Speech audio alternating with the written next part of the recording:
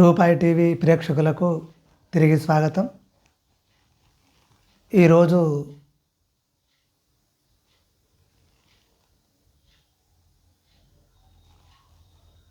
పంచాయతీ ఎలక్షన్లు గ్రామాలలో జరుగుతున్నవి. బేసిక్గా మనకు రాజ్యాంగం ప్రకారం ఓసీ, ఎస్సీ, ఎస్టీ, బీసీ అనే విభజన జరిగి రాజ్యాంగం ప్రకారం వారికి కొన్ని హక్కులను, రిజర్వేషన్లను ఆ కులాల అభివృద్ధి కోసం ప్రభుత్వాలు రాజ్యాంగ సవరణ చేసి కూడా వారికి ఎన్నో అవకాశాలు ఇస్తూ వచ్చింది. ప్రస్తుత విషయం ఏమిటంటే, ఓసీలు అంటే ఎవరు, ఏ ప్రతిపాదికన ఓసీలుగా గుర్తించారు? అగ్రకులాలు అంటే, మధ్యతరగతి కులాలు అంటే, చిన్న కులాలు అంటే భేదాలేంటి, దీన్ని ఏ కోణంలో చూశారు అనేదే ఈరోజు మనం తెలుసుకోవడం. ఓసీలను ఆర్థికంగా వాళ్ళ చేతిలో భూములు, అధికారము, ఆర్థిక వనరులు ఉన్నాయి కాబట్టి వారిని ఓసీగా, బీసీ కులాలు తక్కువ అంటే చిన్న సన్నకారు రైతులు, తక్కువ భూమి కలిగి వ్యవసాయం చేసుకొని కుల వృత్తులు చేసుకొని జీవించేవారు బీసీలు. ఎంబీసీలు ఇంకా చిన్న కులాలు. ఈ కుల వృత్తులకు అనుబంధంగా, ఈ బీసీ కులాలకు అనుబంధంగా వారి మీద ఆధారపడి జీవించేటువంటి కులాలు అవి సంచార జాతులుగా ఉంటాయి. అంటే ఈ కుల వృత్తులకు సంబంధించిన ఉపకులాలు వీళ్ళు గ్రామం తిరుగుతూ జీవిస్తారు. వీరిని మనం చిన్న కులాలు అంటాం. రాజ్యాంగం అప్పటి పరిస్థితులలో ఓసీలను గుర్తించి వారికి ఎలాంటి రిజర్వేషన్ లేకుండా స్వతంత్రులుగా వారికి ప్రభుత్వం నుండి కానీ ఎలాంటి అవకాశాలు కానీ ఇండివిజువల్గా వాళ్ళు చేసుకోవాలి. అది ఉద్యోగమైనా, బిజినెస్ అయినా, ఏదైనా కూడా. అదే బీసీలకు రిజర్వేషన్ ఉంది. బీసీఏ అని, బి అని, సిడిఈ అని, అదేవిధంగా ఎస్టీ కొన్ని కులాలను సమీకరించి, ఎస్సీ కొన్ని ఊర్లలో కొన్ని మాదిగ వర్గం వారిని గుర్తించి ఈ విధంగా వారికి రాజ్యాంగం ప్రకారం హక్కులను వాళ్ళకు కల్పించింది. వారికి విద్యలో హక్కు, చదువుకోవడానికి రిజర్వేషన్లు, ఉద్యోగాలలో రిజర్వేషన్లు, చాలా అవకాశాలు ఇచ్చినప్పటికీ ఈరోజు ఈ బీసీలు కానీ, ఎస్సీ, ఎస్టీలు కానీ ఈ ఓసీలను దోచుకుంటున్నారు, అధికారం వాళ్ళ చేతిలో ఉంది, ఆర్థిక వనరులు వాళ్ళ చేతిలో ఉన్నాయి అనేది చాలా ఇప్పుడు జరుగుతున్నటువంటి సమస్య. ముఖ్యంగా ఆర్థిక వనరులు వాళ్ళ దగ్గరే ఉన్నాయి, ప్రభుత్వాలు వాళ్ళే నడిపిస్తున్నారు, మంత్రి పదవులు, సీఎం పీఠాలు మొత్తం ఈ అగ్రకులాలు వాళ్ళే చేస్తున్నారు అనేది ఆరోపణ ఇప్పటి వరకు జరిగేది. కానీ ఈ గ్రామ పంచాయతీ ఎలక్షన్లో ముఖ్యంగా మనం గమనించింది ఏంటిదంటే, కొద్దిమంది మనకు సమాచారం ఇచ్చిన సమాచారాన్ని తీసుకుంటే దాన్ని విశ్లేషణ చేస్తే ఈరోజు అగ్రకులాలు అంటే బ్రాహ్మణ్సు, రెడ్డి, వెలమ, వైశ్యులు, కొద్దిమంది నిజాం వారసులు ఓసీగా ఉన్నారు. ఈ కులాలు మన గ్రామాలలో చూసుకుంటే, మండలాలలో చూసుకుంటే చాలా తక్కువ పర్సంటేజ్లో ఈ కులాలు ఉంటాయి.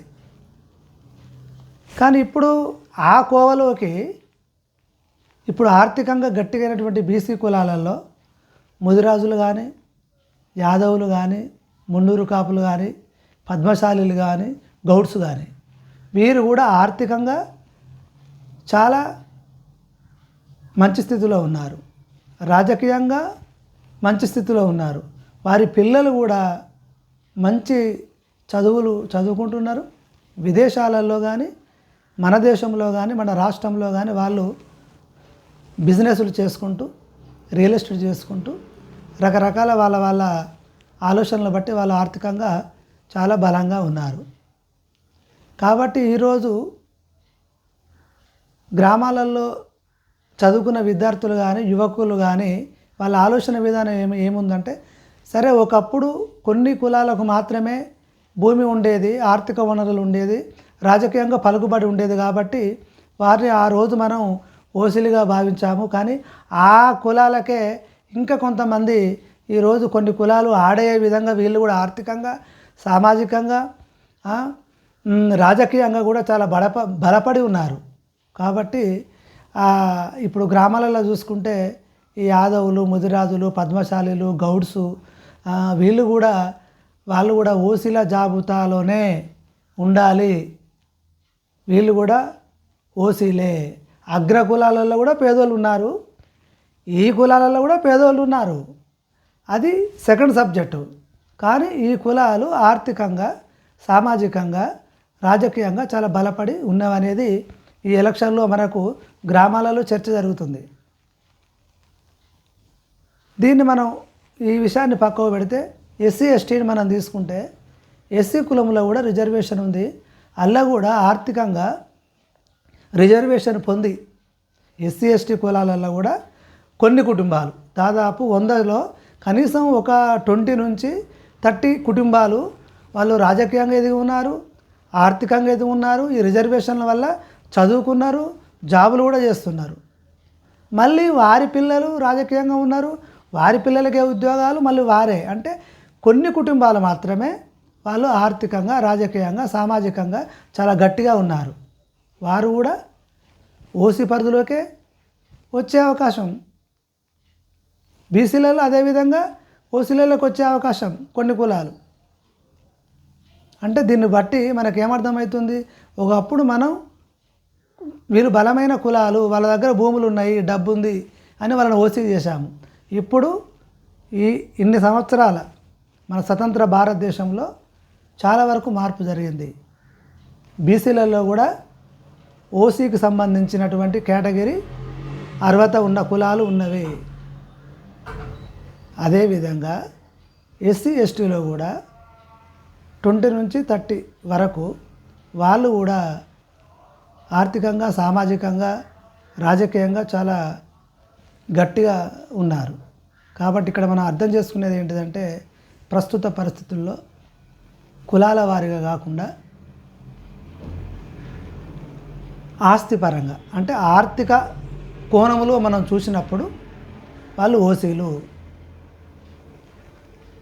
ఆర్థిక కోణం తక్కువ ఉన్న పరిస్థితిని మనం తీసుకున్నప్పుడు వీళ్ళు షెడ్యూల్ తెగలు కావచ్చు, వెనుకబడ తరగతులు కావచ్చు. ఈ విధంగా అంటే కులాల పరంగా దీని విభజన కాకుండా ఆర్థిక పరిస్థితిని బట్టి 2 వర్గాలుగా విభజిస్తే ఆ వర్గానికి కింది వర్గానికి ఉపయోగపడుతుంది అనేది ఈ ప్రస్తుత ఈ గ్రామ పంచాయతీ ఎలక్షన్లో యువత కానీ చదువుకున్న విద్యార్థులు కానీ ఆ ఊరి యొక్క మేధావులు కానీ అనుకున్నటువంటి విషయాలు. కాబట్టి దీని మీద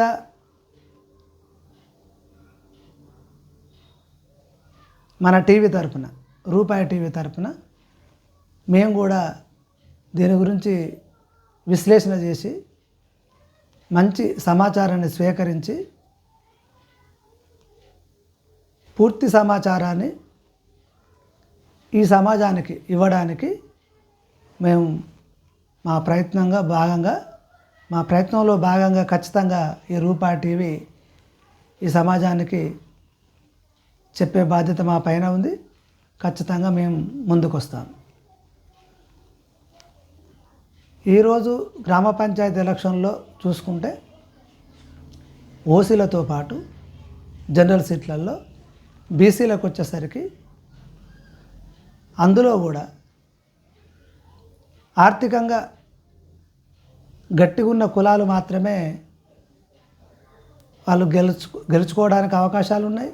వారు ఖర్చు పెడుతున్నారు, వాళ్ళ ఆర్థిక వనరులను కానీ రాజకీయ వాళ్ళ యొక్క పరిచయాలను కానీ వాళ్ళు ఆ,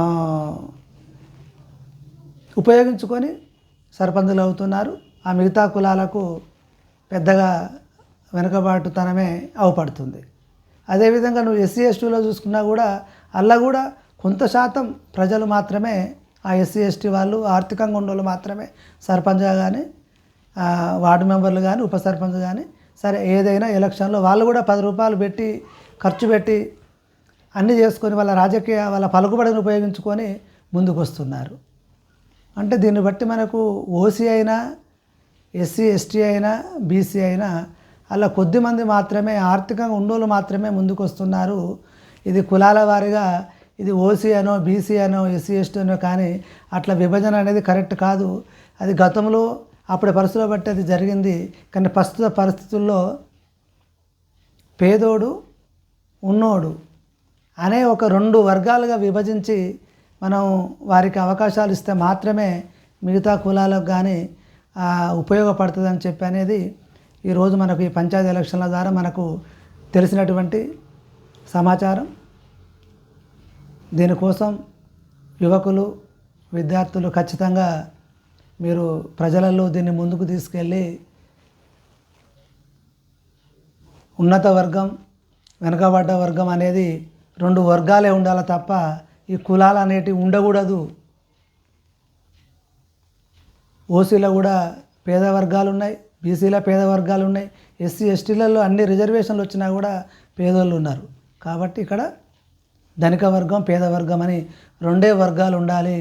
వాటి మధ్యలోనే చర్చ జరగాలి తప్ప ఈ కులాల అనే చర్చ అనేది అది ప్రస్తుత పరిస్థితులలో అది కరెక్ట్గా లేదు అనేది ఇప్పుడున్న యువత విద్యార్థులు చర్చించుకోవడం జరుగుతుంది. కాబట్టి గ్రామాలలో ఈ విషయాలను ప్రతి విద్యార్థి యువకులు గమనించి దీని ఒక చైతన్యవంతంగా దీన్ని అందరికీ ఈ సమాచారం పోయే విధంగా మీరు జనాలను గ్రామ ప్రజలను చైతన్యం చేయాలని చెప్పి కోరుకుంటూ, అదేవిధంగా మా రూపాయి టీవీ కూడా మా బాధ్యతగా కూడా కంపల్సరీ మేము ప్రతి అప్డేట్ ప్రతి విషయాలపై ఒక వీడియో చేసి ఖచ్చితంగా ఈ సమాజాన్ని మార్పు కోసం చైతన్యం కోసం ఖచ్చితంగా చేయాలి. జై హింద్.